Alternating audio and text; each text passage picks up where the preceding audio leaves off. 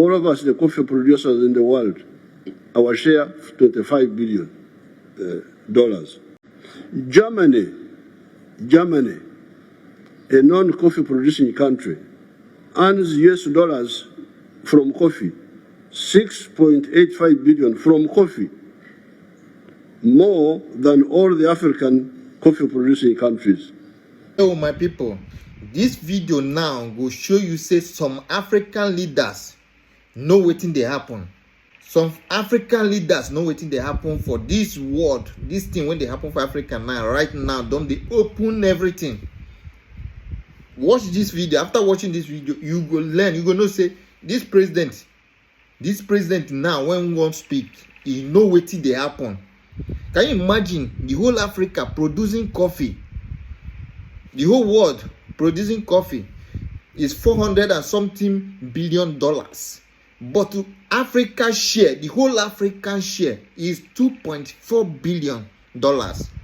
But only Germany, they receive $6.8 billion. $6.8 billion. Only Germany they receive more than the whole Africa. That's why they don't want Africa to unite. This young generation, when they get up, these people, these soldiers, when they get up, get what they see. Get what they see. Self-interest, they will allow our leaders to do the right thing.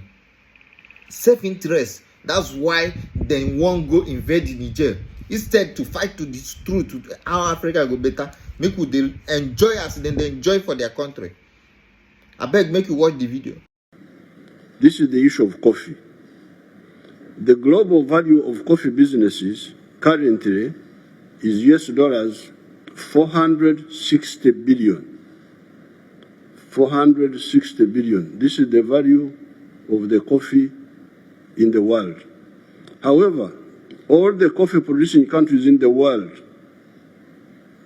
Africa, Brazil, Colombia, Vietnam, all of us, take only US dollars 25 billion out of this.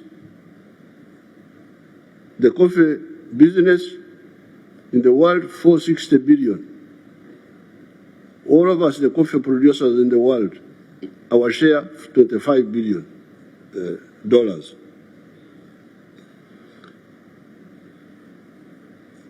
Africa's share is US dollars 2.5 billion. Out of the 460 billion, Africa's share is 2.4 billion.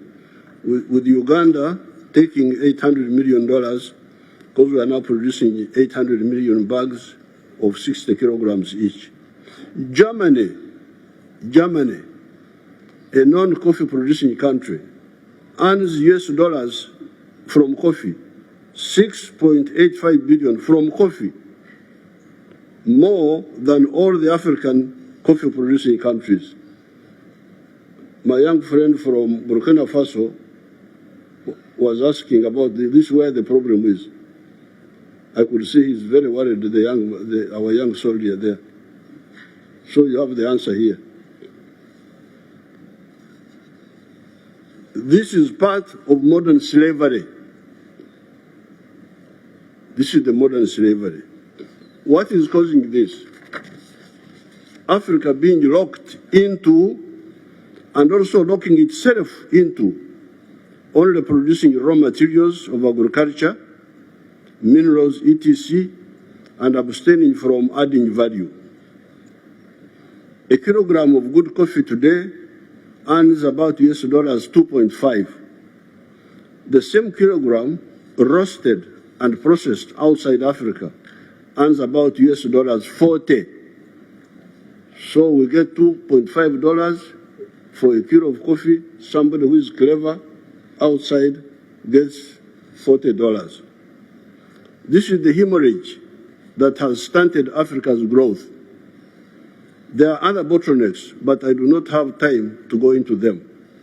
Therefore, my proposal to our allies of Russia, India, China, etc., is to point out to them that they could help here by policy decisions to buy value-added products from Africa rather than raw materials. Those are products like processed coffee instead of bean coffee, chocolate instead of cocoa beans, textiles instead of just cotton, steel instead of iron ore. Iron ore, we call it, our languages are richer than English, we call it obtare. Obtare, that's iron ore, different from the metal. Electric batteries instead of just lithium, etc. Part of the issues we are solving among ourselves in Africa is the issue of the free flow of goods and services in the continental free trade area.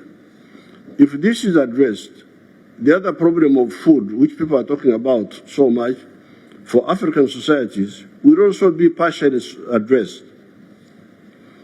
In Uganda, we don't have a problem of food. Uganda is a net exporter of food. Products like maize, milk, bananas, fruits, fish, cassava, not to mention beverages like coffee, tea, cocoa, vanilla, etc. are produced in big quantities, and with irrigation, bigger quantities are possible. Without irrigation, our farmers produce 5.3 tons of bananas per hectare. With irrigation and fertilizers, that production has gone 53 tons per hectare in some of the government-supported farms. It is therefore important for our partners to know that some of the African countries, such as Uganda, produce huge quantities of food, and moreover, food of unique nutritional value, beef with yellow fat, instead of the cholesterol-laden types you get from many parts of the world.